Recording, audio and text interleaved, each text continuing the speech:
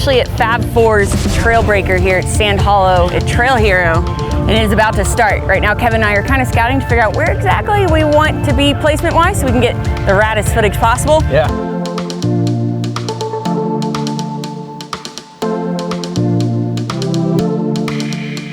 So he's gonna come up this way, it looks like, cut across that way, and keep going up. And I'm gonna have to do a lot of hiking because I'm gonna have to follow him the whole way. Go scout it.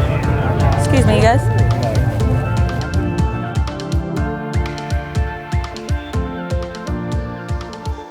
I don't know if they're gonna do one solely at the whole time or if they'll let another one start while one continues to go. Well, this one's not very. No, but if they let another one start, I want to, if you'll stay and film other stuff, that would be dope. Okay, I'm trying to see where it goes. He's not listening to me, he's just walking off.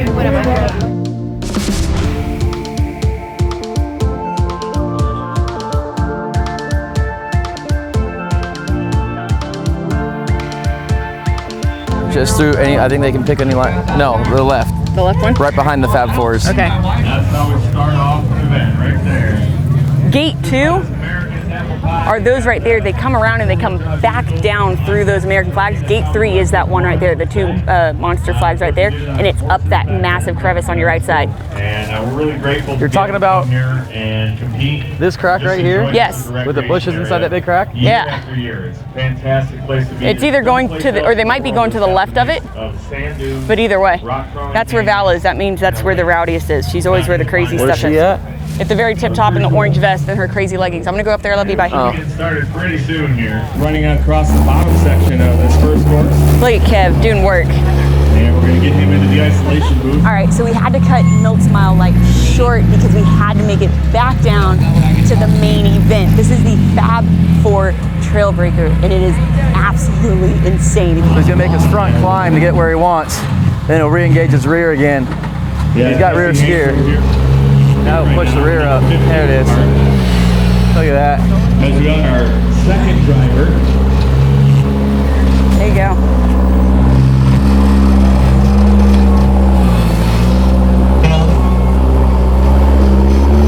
Jesse Haynes, first driver through the second stage up here at the top. Jesse Haynes. A lot of patience here as he's trying to get that driver's side tire. Yeah, so he's gotta get that driver's side tire up. That literally is just He's gonna turn into it. Do something else with it this time. Yeah, the problem with when you get your tire on a vertical face like that, when you spin it, it tries to turn downhill because it's turning, you know, clockwise. Wow. He's got a good squeeze on that. Wow. And I think the rear's going to follow. And he's got almost through the real difficult part here. That is super twisted up. These guys have to make it through the flags. That's kind of where the course is. Oh. And as he works his way across the top of this, we're going to see how he does as he gets around. This is crazy. Oh, he needs to turn all the way around right here. Without flipping? Please be prepared to move.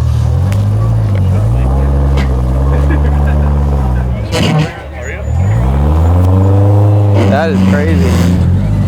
I don't even understand what I'm looking at right now. Jesus. All right, he's officially made it up to course 3. And this is definitely the most difficult out of all of them. Ho, ho, ho, ho. Ho, ho.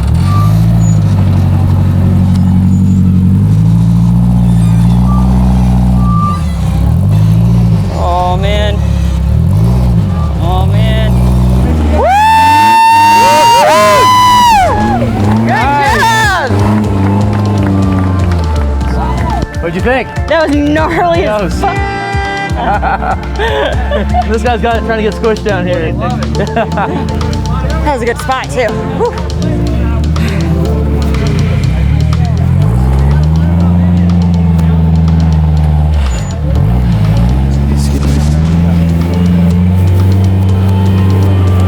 So he had to drop down backwards, back up it, then wedge himself and had to like literally do like a 180 crab walking, and then like, oh, it was pretty crazy. A lot of people don't realize that it typically takes me anywhere between 4 to 12 hours, depending on the video, to edit it. So it's a lot of work that goes into that. But no, the moment we finish this, I'll probably go back to the E3 OffRoad coach, and I'll probably edit until about midnight or so. Because luckily, I don't think we have anything tonight, event-wise, that we have to do. But tomorrow we have the Lite Brite trail ride, and then right after that is the vendor show, and we have our raffle and everything that we got to give away stuff at. So I won't really have time tomorrow to edit. So I got to get as much done tonight as possible. So we have to keep Kevin occupied and edit it. Yes, please. Yeah, no, He likes to party. he preoccupies himself very well. Right? What? Huh? Was it a better shot from below or up top? That was pretty cool from below. Pretty cool from down low. Okay. I'm gonna go grab the next one doing that.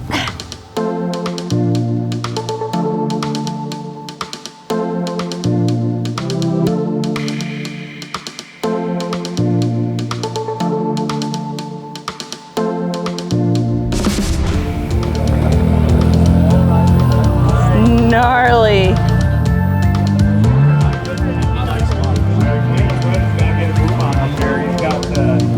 Jesus.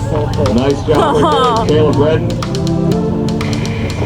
Heads down, his driver's side rear tire flat on the ground. Passenger side way up on this ledge. And as he works the front of that car downhill. Woo-hoo! Nice job! Good job! Sweet. Oh my God. Mighty Red Dragon. Also comes over here and official first finisher through all three stages. We got Jacob Reeves yet to run, Dave Wong, Dustin Emick, Justin Kyleman, Jeff McKinley. Almost toy-like vehicle. It's quite cool to see all the different vehicles these guys are coming up with. Darn, know where to put them on the trail. There you go. So he finally, his back tire just climbed that ledge, but it's pushing him back off. He needs to stay up there. Looks like Cody Wagner's being strapped in over there too, so we will have. So they're running these guys, so he's getting ready to run over there. That's pretty penny. Got them wheels. This guy just looks like his tires they're just not grabbing. Oh, there he goes. He found his line. Now he's moving. As he works his way across here.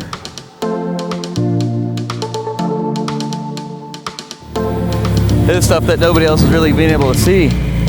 Everybody's stuck up on the other side where all the action's at. Nobody even realizes that you gotta slide down this sideways and set yourself up for this right here. It's actually pretty gnarly. If you look at this from down here, I was up top and it seemed like, oh yeah, that's doable. Looking at it from down here, I don't even know. This is absolutely insane. So he definitely looks like he has a lot less grip than the guy that went before him.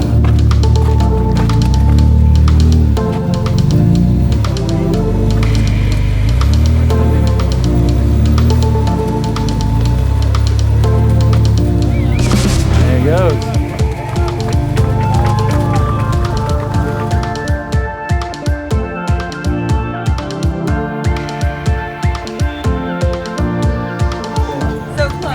So realistically, Courtney, you cannot name the trail. And they're trying to get the company that did our wrap to send them the file so they can shrink it down, and they want to wrap it the same as ours. Of course, the moment that I start trying to film, the wind picks up and I can't film because I know the audio is going to be garbage. So. Is that a chinchilla on your microphone? It is not. It's a dead cat, which sounds way worse. It's called a dead cat. So, but it's just a little muff to try to block wind noise and ambient noise and stuff like that. So ironically enough, they were saying that stage 3 was going to be the most difficult and that they were expecting most of the drivers to not be able to complete. But it looks like it's stage 1 that is actually the most difficult out of all of them. Apparently only 2 have so far made it through. 2 of them have actually timed out, which means they ran out of time, they didn't complete it. So, stage 1 seems to be the tricky one now. Because I was coming up and I was just like, smash right to the wall. Oh well. I had to blow it up. Don't mess with my hair. Do you want to walk down there with me? No. No? No. Okay. Not at all. Okay. I love you. I love you. I'm having a beer. I've got a Moab brewery. right, I'm gonna climb down. 9.6%. You have the side by side though. Yeah. So if you need to go somewhere. I was gonna climb down there You got about a to try to film like one more vehicle going through stage 1.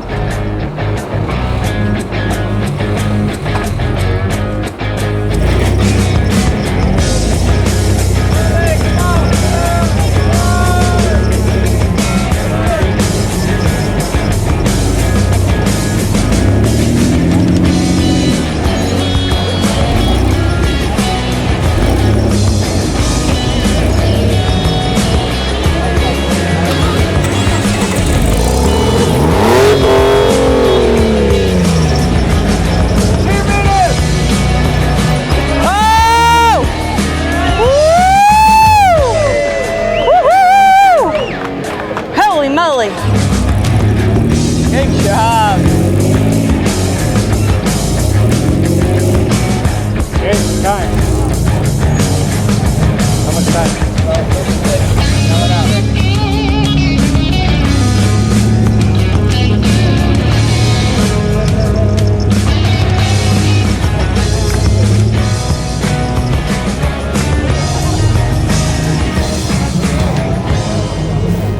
Womp womp.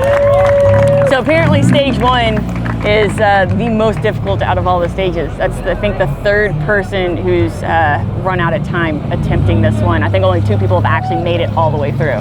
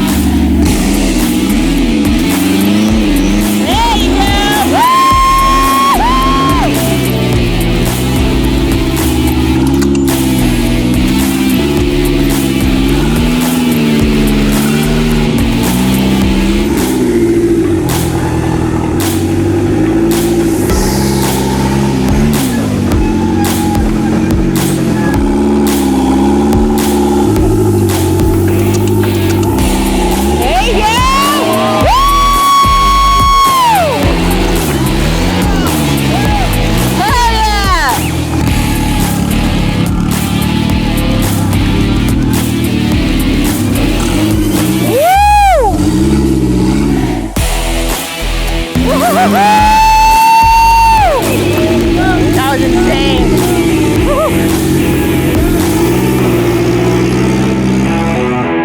So the idea is the drivers also can't see what they're about to do. So they actually have these isolation tents set up where once a driver completes one stage, they can go in the isolation tent while another driver attempts a second stage. That way they can't see what the other driver is doing. They don't have any sort of idea of how they might be able to get up or not.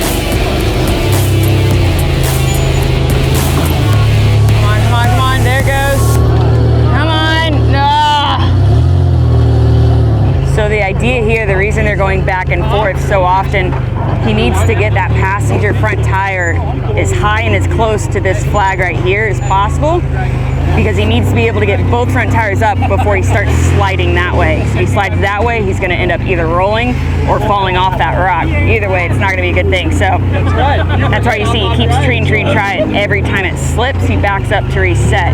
He has to have that tire stay right there. it actually looks as hard as it actually does on camera. I don't have to really do anything to make it look more difficult.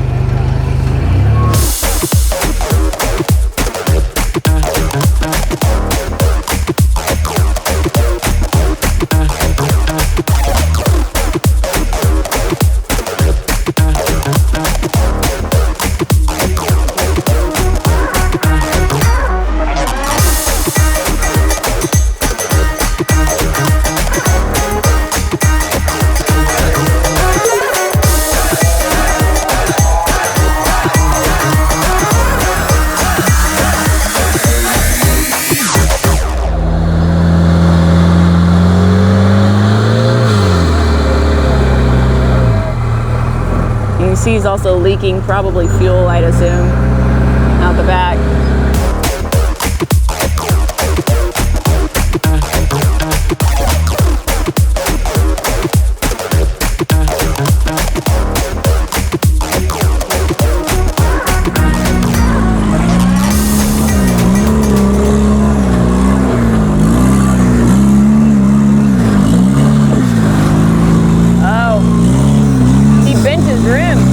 If you noticed, so I thought he broke something. He was spraying fluid. It's not the case. He actually had water in his tires. So when he came down, he actually bent the inside of his passenger front rim. So all the water was just like spraying out from the tire.